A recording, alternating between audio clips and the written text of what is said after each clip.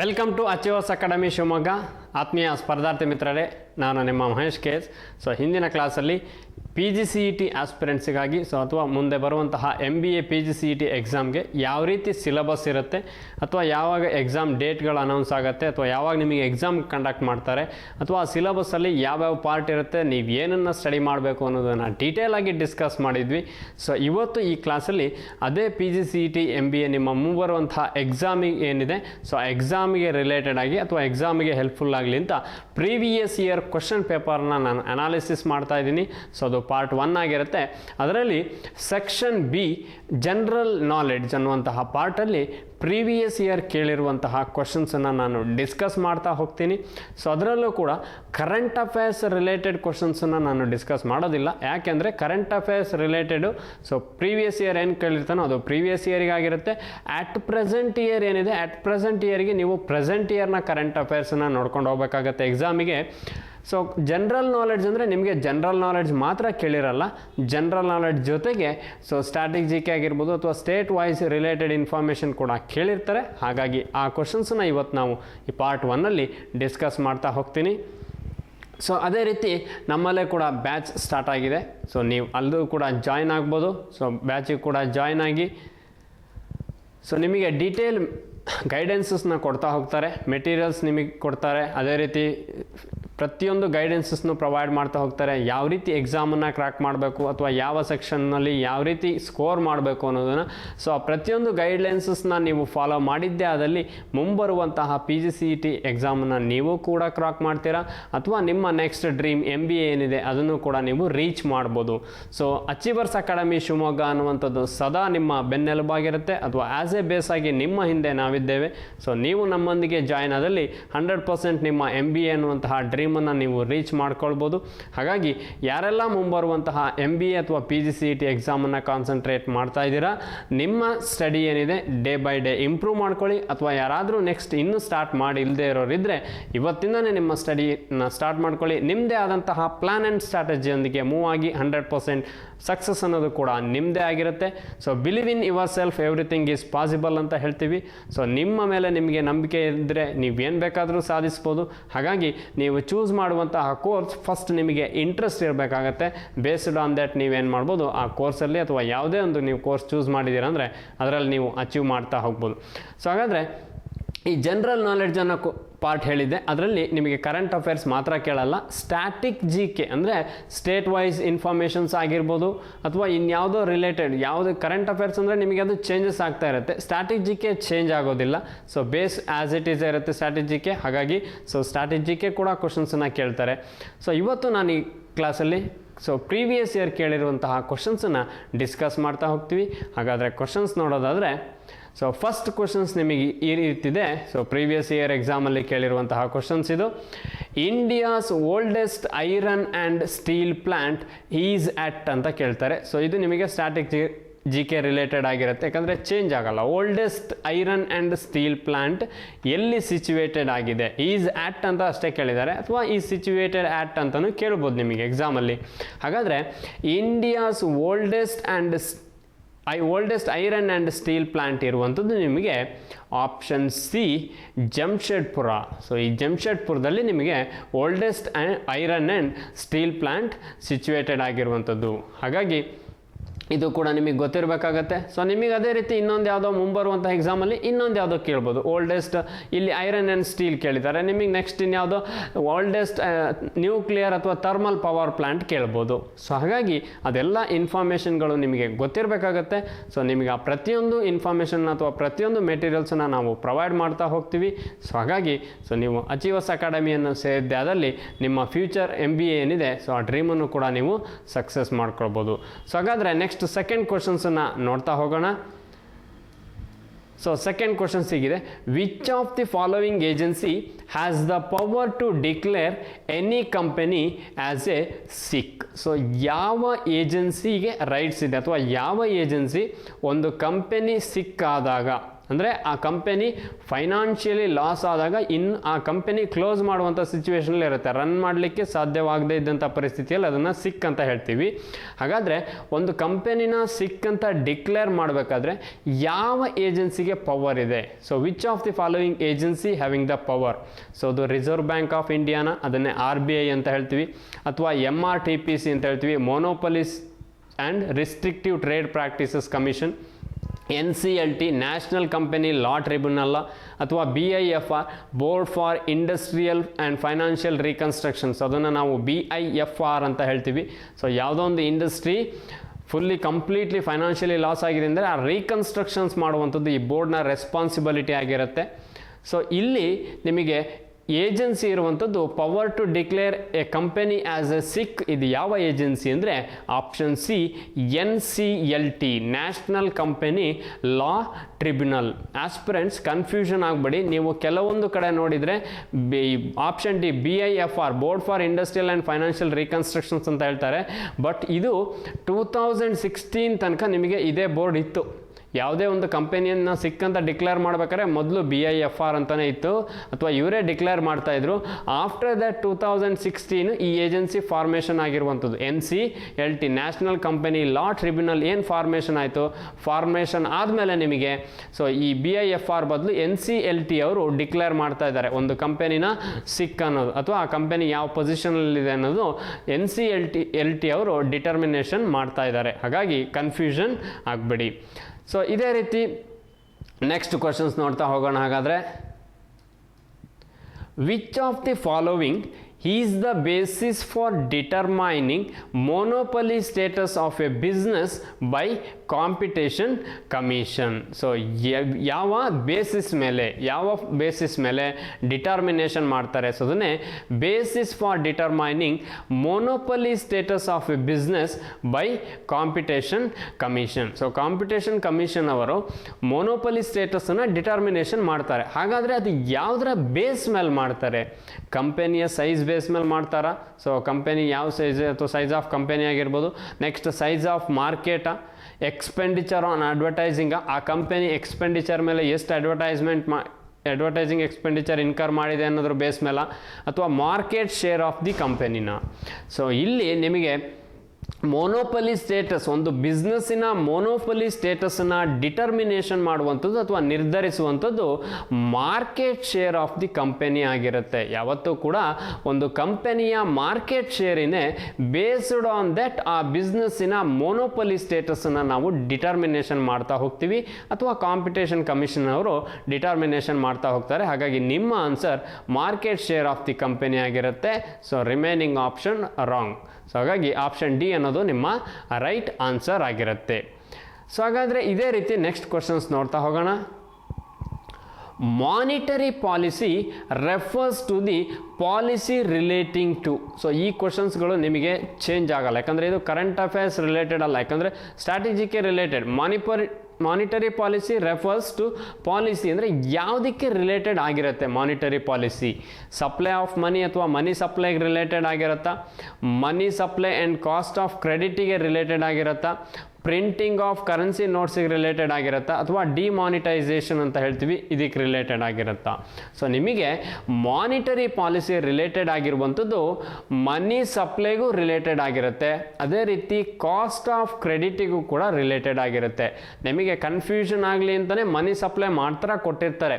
ಮನಿ supply ಹೌದು, monetary policy related to supply of money ಅಥವಾ money supply, ಜೊತೆಗೆ cost of ಕ್ರೆಡಿಟಿಗೂ ಕೂಡ ಈ ಮಾನಿಟರಿ ಪಾಲಿಸಿ ಅನ್ನೋದು ರಿಲೇಟೆಡ್ ಆಗಿರುತ್ತೆ. ಸೊ ಹಾಗಾಗಿ ನಿಮ್ಮ answer option B, answer money supply and cost of credit ಅನ್ನೋದು ನಿಮ್ಮ ರೈಟ್ ಆನ್ಸರ್ ಆಗಿರುತ್ತೆ. ಸೊ ಅದೇ ರೀತಿ ನೆಕ್ಸ್ಟ್ ಕ್ವಶನ್ ನೋಡ್ತಾ ಹೋಗೋಣ. Mann ki Baat is radio cast on. So ನಿಮಗೆಲ್ಲರಿಗೂ ಗೊತ್ತಿದೆ, ಪ್ರೈಮ್ ಮಿನಿಸ್ಟರ್ ಅವರು ಸೊ ಈ ಪ್ರೋಗ್ರಾಮನ್ನು ಆರ್ಗನೈಸ್ ಮಾಡ್ತಾ ಇದ್ದಾರೆ, ಮನ್ ಕಿ ಬಾತ್ ಅಂತ. ಸೊ ಯಾಕಂದರೆ ಸೊ ಕೆಲವೊಂದು ಏರಿಯಾಸ್ಗಳಲ್ಲಿ ಅಥವಾ ನಿಮಗೆ ಕೆಲವೊಂದು ರೂರಲ್ ಏರಿಯಾಸಲ್ಲಿ ಸೊ ಟೆಲಿವಿಷನ್ ಅವೈಲಬಿಲಿಟಿ ಇರಲ್ಲ.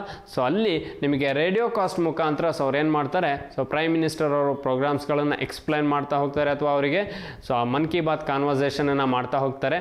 So Mann ki Baat is radio cast on. ಯಾವಾಗ ರೇಡಿಯೋ ಕಾಸ್ಟ್ ಆಗತ್ತೆ? ಸೊ ಅದು last Sunday of every month ಆಗುತ್ತೋ ಅಥವಾ second Sunday of every month ಆಗುತ್ತೋ, first Sunday of every month ಆಗುತ್ತೋ, last Saturday of every month ಆಗುತ್ತೋ ಅಂತ ಆಪ್ಷನ್ ಇದೆ. ಹಾಗಾದರೆ ಮನ್ ಕಿ ಬಾತ್ ಅನ್ನೋದು ನಿಮಗೆ 2014 ಸ್ಟಾರ್ಟ್ ಆಗಿರುವಂಥದ್ದು. ಸೊ ಹಾಗಾಗಿ ಅಲ್ಲಿ ಗೊತ್ತಿರಬೇಕಾಗತ್ತೆ ಮನ್ ಕಿ ಬಾತ್ ಯಾವಾಗ ಸ್ಟಾರ್ಟ್ ಆಯಿತು.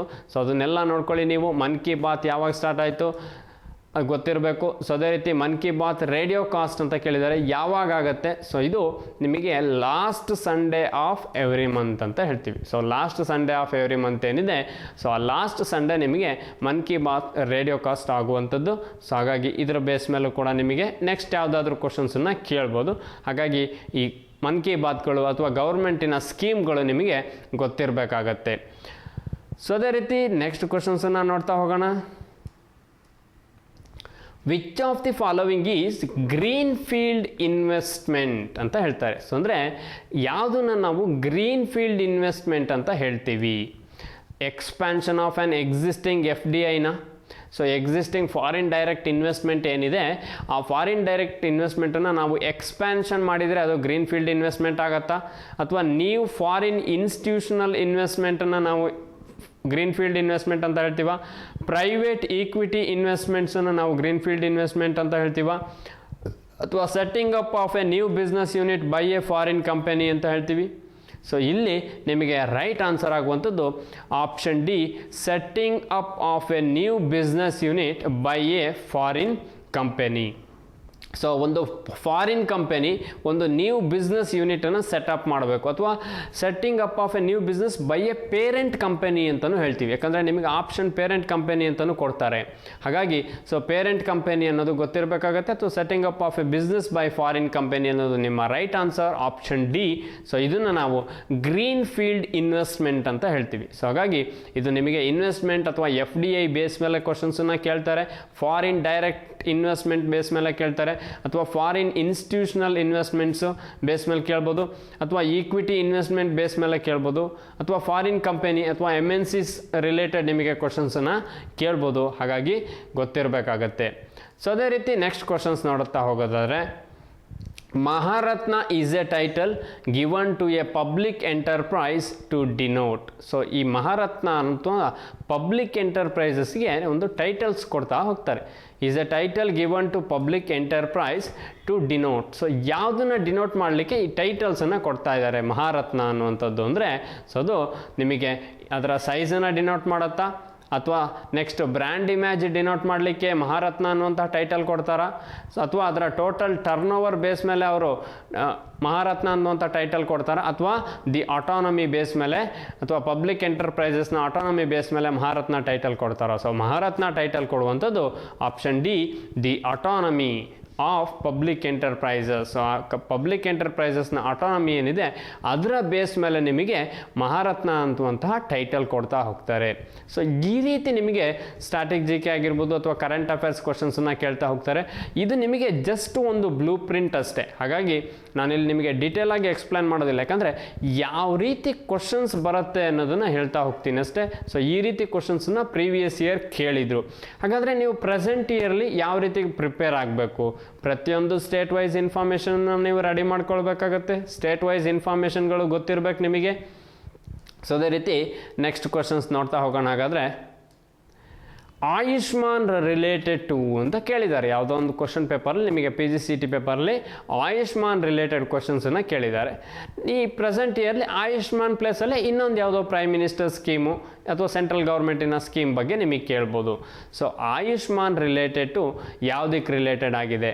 ಹೆಲ್ತ್ ಇನ್ಶೂರೆನ್ಸಿಗೆ ರಿಲೇಟೆಡ್ ಆಗಿದೆಯಾ, ಅಥವಾ ಅನ್ಎಂಪ್ಲಾಯ್ಮೆಂಟ್ ಇನ್ಶೂರೆನ್ಸಿಗೆ ರಿಲೇಟೆಡಾ, ವೆಲ್ಫೇರ್ ಆಫ್ ಏಜ್ಡ್ ಪರ್ಸನ್ಸಾ, ಅಥವಾ ಆಯುರ್ವೇದಿಕ್ ಹೆಲ್ತ್ ಸಿಸ್ಟಮ್ ಬಗ್ಗೆ ಆಯುಷ್ಮಾನ್ ರಿಲೇಟೆಡ್ ಆಗಿದೆಯಾ?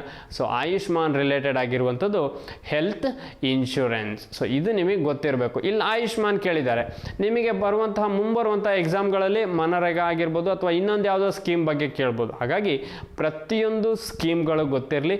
ಸೆಂಟ್ರಲ್ ಗೌರ್ಮೆಂಟ್ ಲಾಂಚ್ ಮಾಡುವಂತಹ ಸ್ಕೀಮ್ಗಳ ಬಗ್ಗೆ ಚೆನ್ನಾಗಿ ತಿಳ್ಕೊಳ್ಳಿ.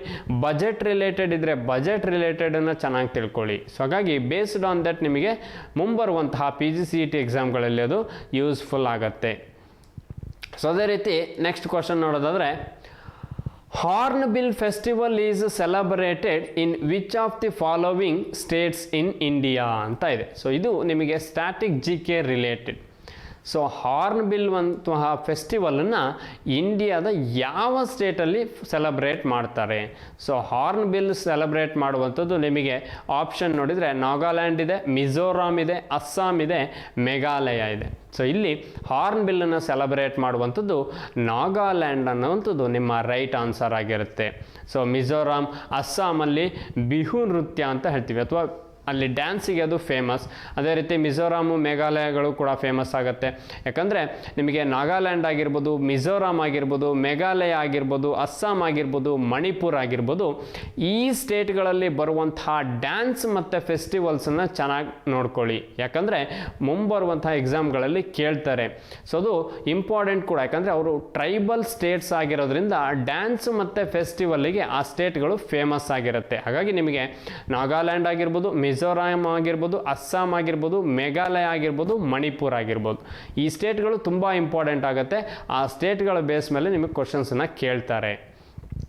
ಸೊ ಅದೇ ರೀತಿ ನೆಕ್ಸ್ಟ್ ಕ್ವಶನ್ಸ್ ನೋಡ್ತಾ ಹೋಗೋಣ. ಹಾಗಾದರೆ which one of the following body regulates securities trading in India? So ಇಂಡಿಯಾದಲ್ಲಿ ಯಾವ ರೆಗ್ಯುಲೇಟರಿ ಬಾಡಿ ಸೆಕ್ಯೂರಿಟಿ ಟ್ರೇಡಿಂಗನ್ನು ಕಂಡಕ್ಟ್ ಮಾಡುತ್ತೆ ಅಥವಾ ಸೆಕ್ಯೂರಿಟಿ ಟ್ರೇಡಿಂಗನ್ನು ರೆಗ್ಯುಲೇಟ್ ಮಾಡುತ್ತೆ? ಸೊ ಅದು ಆರ್ ಬಿ ಐ ಮಾಡುತ್ತಾ, ಎಸ್ ಬಿ ಐ ಮಾಡುತ್ತಾ, ಸೆಬಿ ಮಾಡುತ್ತಾ, ಸಿ ಸಿ ಐ ಮಾಡುತ್ತಾ? So Reserve Bank of India R B I, S B I State Bank of India, SEBI Security Exchange Board of India, C C I competition commission of India.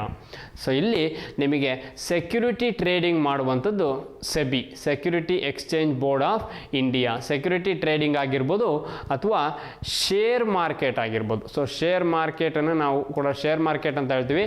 Share ಮಾರ್ಕೆಟನ್ನು ಕೂಡ regulate ಮಾಡುವಂಥದ್ದು security Exchange Board of India. SEBI ಅನ್ನೋರು share ಮಾರ್ಕೆಟನ್ನು regulate ಮಾಡ್ತಾರೆ. R B I ಅವರು ಗೊತ್ತಿದೆ ನಿಮಗೆ, financial ಸಿಸ್ಟಮನ್ನು regulate ಮಾಡುವಂಥದ್ದು. So ಅದೇ ರೀತಿ ಎಸ್ ಬಿ ಐ ಗೊತ್ತಿದೆ, state Bank of India. So ನಿಮ್ಮ ಪಬ್ಲಿಕ್ ಸೆಕ್ಟರ್ ಬ್ಯಾಂಕಲ್ಲಿ ಲಾರ್ಜೆಸ್ಟ್ ಬ್ಯಾಂಕ್ ಕೂಡ ಹೌದು, state Bank of India. Next C C I competition commission of India ಅಂತ ಹೇಳ್ತೀವಿ. ಸೊ ಇಲ್ಲಿ ಯಾವುದೇ ರೀತಿಯ ನಿಮಗೆ ಎಸ್ ಬಿ ಐ ಮತ್ತು ಯಾವುದೇ ಫೈನಾನ್ಷಿಯಲ್ ಸಿಸ್ಟಮ್ ಬಗ್ಗೆ ರೆಗ್ಯುಲೇಟ್ ಮಾಡಲ್ಲ. R B I is the ನಿಮಗೆ ಫೈನಾನ್ಷಿಯಲ್ ಸಿಸ್ಟಮನ್ನು ಅಥವಾ ಎಂಟೈರ್ ಫೈನಾನ್ಷಿಯಲ್ ಸಿಸ್ಟಮನ್ನು ರೆಗ್ಯುಲೇಟ್ ಮಾಡುವಂಥದ್ದು Reserve Bank of India. So ಈ ರಿಸರ್ವ್ ಬ್ಯಾಂಕ್ ಆಫ್ ಇಂಡಿಯಾನ ನಾವು ಇಂಡಿಯಾ ಅಥವಾ ನಮ್ಮ ಏನು ಸೆಂಟ್ರಲ್ ಗೌರ್ಮೆಂಟ್ ಇದೆ, ಸೊ ಅದರ ಬೇಸ್ ಅಥವಾ ಅವರೇ ಬೇಸ್ ಆಗಿರ್ತಾರೆ. ಎಲ್ಲ ಡೈರೆಕ್ಷನ್ಸನ್ನ ಫೈನಾನ್ಷಿಯಲ್ ಸಿಸ್ಟಮ್ ರಿಲೇಟೆಡ್ ಡೈರೆಕ್ಷನ್ಸ್ ಕೊಡುವಂಥದ್ದು ಆರ್ ಬಿ ಐ. ಹಾಗಾಗಿ ಅವರು ಫೈನಾನ್ಷಿಯಲ್ ಸಿಸ್ಟಮನ್ನು ರೆಗ್ಯುಲೇಟ್ ಮಾಡ್ತಾ ಹೋಗ್ತಾರೆ.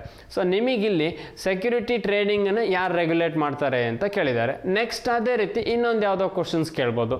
ಸೊ ಇನ್ಶೂರೆನ್ಸನ್ನು ಯಾರು ರೆಗ್ಯುಲೇಟ್ ಮಾಡ್ತಾರೆ, ಅಥವಾ ಪೆನ್ಷನ್ ಫಂಡನ್ನು ಯಾರು ರೆಗ್ಯುಲೇಟ್ ಮಾಡ್ತಾರೆ, ಅಥವಾ small industries development bank of India ಅಂತ ಇದೆ, ಸಿಡ್ಬಿ, ಅವರು ಏನು ಮಾಡ್ತಾರೆ?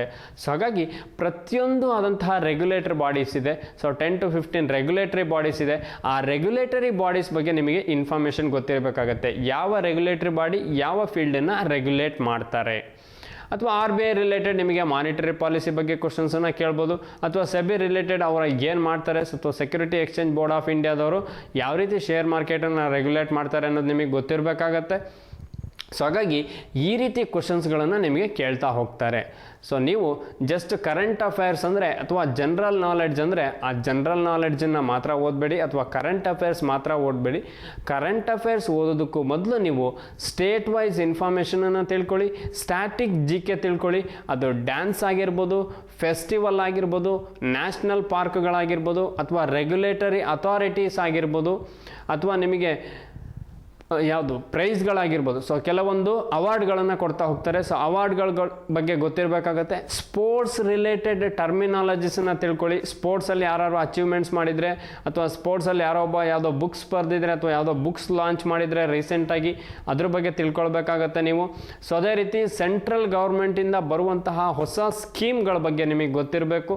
ಅಥವಾ ಸೆಂಟ್ರಲ್ ಗೌರ್ಮೆಂಟ್ನ ನಿಮಗೆ ಪ್ರೈಮ್ ಮಿನಿಸ್ಟರ್ ಆಗಿರ್ಬೋದು, ಅಥವಾ ಇನ್ಯಾರೋ ವೈಸ್ ಪ್ರೆಸಿಡೆಂಟ್ ಆಗಿರ್ಬೋದು ಅಥವಾ ಪ್ರೆಸಿಡೆಂಟ್ ಆಗಿರ್ಬೋದು, ಅವ್ರು ಯಾವುದಾದ್ರು ಕಂಟ್ರಿಗೆ ವಿಸಿಟ್ ಮಾಡಿದರೆ ಸೊ ಅಲ್ಲೇನಾದರೂ ಇಂಪಾರ್ಟೆಂಟ್ ನ್ಯಾಷನಲ್ ನ್ಯೂಸ್ ಇದ್ದರೆ ಅಥವಾ ಇಂಟರ್ನ್ಯಾಷನಲ್ ನ್ಯೂಸ್ ಇದ್ದರೆ ಆ ನ್ಯೂಸ್ಗಳನ್ನು ನೀವು ನೋಡಬೇಕಾಗತ್ತೆ.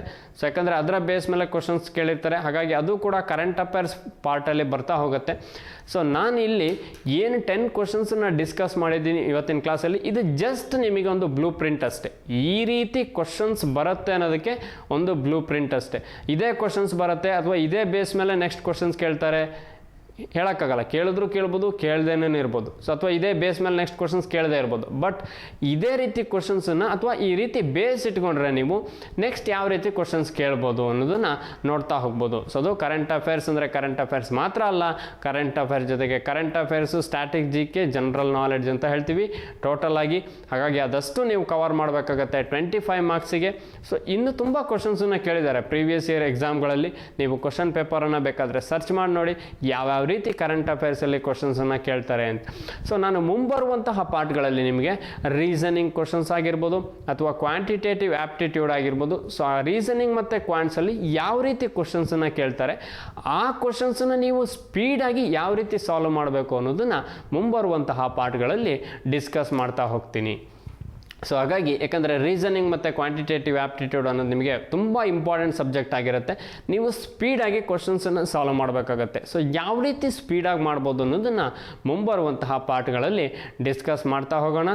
ಸೊ ಅದೇ ರೀತಿ ನಮ್ಮದೇ ಆದಂತಹ ಟೆಲಿಗ್ರಾಮ್ ಗ್ರೂಪ್ ಇರುತ್ತೆ. ಸೊ ಅಚೀವರ್ಸ್ ಕ್ಲಬ್ ಅನ್ನುವಂತಹ ಟೆಲಿಗ್ರಾಮ್ ಗ್ರೂಪಿಗೆ ನೀವು ನಮ್ಮೊಂದಿಗೆ ಜಾಯ್ನ್ ಆಗಿ ಸೊ ಇಲ್ಲಿ ಸಿಗುವಂತಹ ಮೆಟೀರಿಯಲ್ಸನ್ನು ನೀವು ಯೂಸ್ ಮಾಡಿಕೊಂಡು ನಿಮ್ಮ ಪ್ರಿಪ್ರೇಷನನ್ನು ಡೇ ಬೈ ಡೇ ಅಪ್ಗ್ರೇಡ್ ಮಾಡ್ಕೊಳ್ಳಿ ಅಂತ ಹೇಳ್ತಾ, ಅದೇ ರೀತಿ ನಮ್ಮದೇ ಆದಂತಹ ವಾಟ್ಸಪ್ ಗ್ರೂಪ್ ಆಗಿರ್ಬೋದು, ಟೆಲಿಗ್ರಾಮ್ ಗ್ರೂಪ್ ಆಗಿರ್ಬೋದು, ಯೂಟ್ಯೂಬ್ ಚಾನಲ್ ಆಗಿರ್ಬೋದು. ಸೊ ಅದಕ್ಕೂ ಕೂಡ ಜಾಯ್ನ್ ಆಗಿ, ಅದೇ ರೀತಿ ಫಸ್ಟ್ ಟೈಮ್ ಯಾರಾದರೂ ಯೂಟ್ಯೂಬ್ ಚಾನಲ್ನ ವ್ಯೂ ಮಾಡ್ತಾ ಇದ್ದರೆ ಸೊ ಸಬ್ಸ್ಕ್ರೈಬ್ ಆಗೋದ್ರ ಜೊತೆಗೆ ಬೆಲ್ ಬಟನ್ನ ಕೂಡ ಕ್ಲಿಕ್ ಮಾಡಿ. ಯಾಕಂದರೆ ಮುಂಬರುವಂತಹ ವೀಡಿಯೋಸ್ಗಳ ನೋಟಿಫಿಕೇಷನ್ಸ್ ಸಿಗ್ತಾ ಹೋಗುತ್ತೆ. ಸೊ ಪ್ರತಿಯೊಂದು ಸಿಗುವಂತಹ ಇನ್ಫಾರ್ಮೇಷನನ್ನು ನೀವು ಯೂಸ್ ಮಾಡ್ಕೊಂಡಿದ್ದೆ ಅದರಲ್ಲಿ ಮುಂಬರುವಂತಹ PGCET ಎಕ್ಸಾಮನ್ನು ನೀವು ಕೂಡ ಕ್ರಾಕ್ ಮಾಡ್ತೀರಾ ಅಥವಾ ನಿಮ್ಮ ಏನು ಫ್ಯೂಚರ್ MBA ಅನ್ನುವಂತಹ ಡ್ರೀಮ್ ಕೂಡ ಸಕ್ಸಸ್ ಆಗುತ್ತೆ ಅಂತ ಹೇಳ್ತಾ, ಸೊ ಅದೇ ರೀತಿ ಯಾರೆಲ್ಲ ಮುಂಬರುವಂತಹ PGCET MBA ಅಥವಾ MBA ಅನ್ನುವಂತಹ ನೀವು ಏನು ಡ್ರೀಮ್ ಇಟ್ಕೊಂಡಿದ್ದೀರಾ, ಸೊ ಎಲ್ಲರಿಗೂ ಒಳ್ಳೆಯದಾಗಲಿ. So wish you all the best ಅಂತ ಹೇಳ್ತಾ ನಾನು ಇವತ್ತು ಕ್ಲಾಸನ್ನು ವೈಂಡ್ ಅಪ್ ಮಾಡ್ತಾ ಇದ್ದೀನಿ. Thank you for watching. Thank you.